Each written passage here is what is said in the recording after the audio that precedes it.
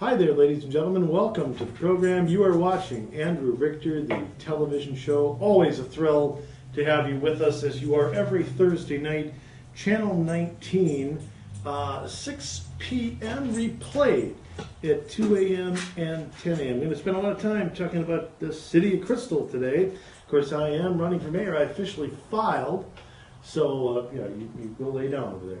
And I want to talk a little bit. I went to a West Metro Fire session on May 17th. That was pretty contentious. It's pretty clear Mayor Bowman isn't very popular. I don't think there's a person at West Metro Fire that has any drop of respect for her at all. I don't know the whole story. I don't know everything, behind it all, but it is really not good. The situation is not good. Now, just for a little history on this, if you haven't heard, and if you've watched this program, we've talked about it periodically. West Metro Fire, and I'm going to talk about a few other things here today, but it's part of it, laying out West Metro Fire, what it is, what I would do as your mayor to ensure it, keep it, and explore other shared services. We'll get into a few other things later as the show progresses, as they say in England. West Metro Fire is a shared service between Crystal and New Hope. It originated in 1998 at the two cities to save money in the long run and in the short run. It cost a little in the short run, but we've saved it over the years of combining the fire department of the two cities into one fire department. So Crystal and New Hope don't have their own fire department. They have one between the two cities. And they have 3 fire stations, 2 in Crystal, 1 by City Hall, 1 over by McDonald's, over on Douglas and Broadway, and then 1 over in New Hope by their City Hall. So the 3 are paid for equally by the 2 cities. Now the 2 cities share a board, West Metro Board, which is supposed to be made up of 1 overall person, 1 person from each council, 1 person from each city manager, so the top city bureaucrat, and then 1 citizen representative from each of the cities. And of course, I'll get into how they're not really doing that. But anyway, Crystal is not happy for some reason. I mean, I can't really pinpoint what all the bitching is about, but for some reason, they are just not happy with New Hope, not happy. They don't like, it's mostly Mayor Bowman, in my judgment, who is unhappy. And of course, Joe Selton will go along with whatever she wants. And we got a few status quo council members who you can't really, they just go with the majority. And they voted to begin the withdrawal process last November. They gave what's called a 1-year notice, which is required in their joint powers agreement. Well, since then, they have tried to reconcile. They've hired a guy from this ethics group who is at the cost of $200 an hour to facilitate these meetings. They've had probably half a dozen of them. But one thing that's been really frustrating, and there's no excuse for this, is the total lack of public input. I mean, it's incredible. May 17th, I have not seen, and my apologies if there has been one, I have not seen the city of Crystal, that I live in, have 1 public hearing yet. There hasn't been a single public hearing. Here we are about to pull out of a shared service and haven't heard from the people once. I mean, there's no excuse for that. It's incompetence, it's idiocy. I'm not surprised at it. I can't believe that, I can't believe the arrogance, I guess. And one thing you should know as citizens is how much this could cost. And of course, neither city produces anything. There's no document anywhere showing you what this would cost to dismantle. We'd have to rename all of the fire stations, get everybody new uniforms, repaint the fire trucks. We'd have to hire our own fire chief, our own deputy fire chief. I mean, I'd like to know, what does it cost to do all that? What's the price tag on it? I mean, it cost over $100,000 just for the two departments to combine. And that was in 1998 dollars. So what is that now? No one knows, so no one knows what the cost is. No one has any idea. And you should see the documents they have talking about, they've updated the employee hymn. Look, I think what's going on is there's a problem between Mayor Bowman and the fire leadership. Scott Crandall, the police or the fire chief, and I think there's personality problems. They just don't like each other. And anyway, at this May 17th meeting, I mean, I have to show you, since I'm running for mayor, I mean, I've got to show you what Mayor Bowman was said about this, having this public hearing. She didn't want to do it. It's from the Sun Post. Mayor Bowman isn't one bit happy about holding this session. At the 6th joint meeting, the two councils, April 30th, Bowman said, quote, "I am adamantly and with a great deal of anger unwilling to participate in a public forum. I have no trust level in doing that. I am totally unwilling to subject myself to that." I'm sorry. Wait a minute. Excuse me. You are a public official. You serve us. You are accountable to us. And what, you don't want? What people on West Metro Fire are citizens. You represent them. I mean, can you imagine? Can you imagine the President of the United States saying, you know what, I don't want to participate in anything that I might get criticized at. I don't want to do it. I don't have any faith in that. So listening to the people, this mayor has no faith. Okay? No trust level, unwilling to participate. Then she goes on. I've taken a beating on this whole issue. I've been demeaned, belittled, and called names. People have said untruths about me. This has been a bad situation for me. Well, Mayor Bowman, you picked this fight.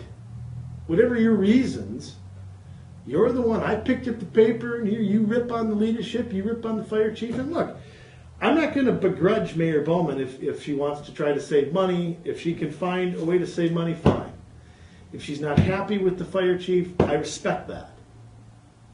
But I don't see how that's a legitimate reason. I don't see how a personal grudge against the fire chief is a reason to dissolve this organization, jack up our taxes, or what? I mean, there's no question this is going to cost a lot of money to do.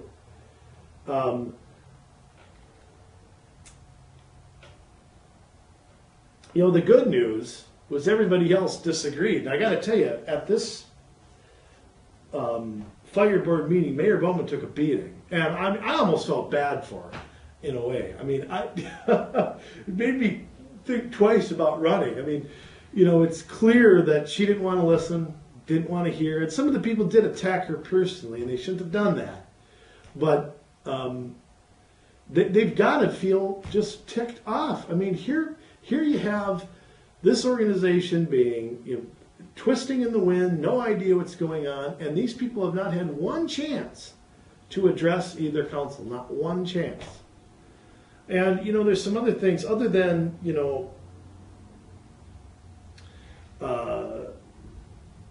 other than just the financial aspect. The makeup of the West Metro Fire Board is another thing of great concern to me, to pretty much anybody. I mean, think about this. Like I said, the West Metro Fire Board is supposed to have citizen representatives. Well, each council has decided to appoint themselves as citizen representatives. Well, that's not a conflict of interest. Mayor Bowman is serving as our citizen representative. I don't even know if the city of Crystal even took applications for it. Ridiculous. City of New Hope appointed John Elder as their and I don't have much regard for the New Hope City Council, but I mean, they appointed him as their citizen representative.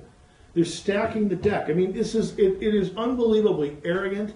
It's disgusting and despicable what they're doing. I mean, think about it. You already outnumber in a 7-member board with a person at the top, both city managers, and one person from each council, and 2 citizen representatives. You already have a 4-3 advantage. And of course, the councils have final say over the budgets, but that's not enough power for they want more power, and they want to politicize this more. So of course they start appointing themselves as city representatives. And Kathy Hempkin, the mayor of New Hope, had a hilarious piece or made some comments that they're both passing resolutions or considering resolutions to keep the West Metro Fire Department together. Or I don't know if they're talking about it at their work center. Well, I don't know what they're doing with it, but it's coming to a head here in June.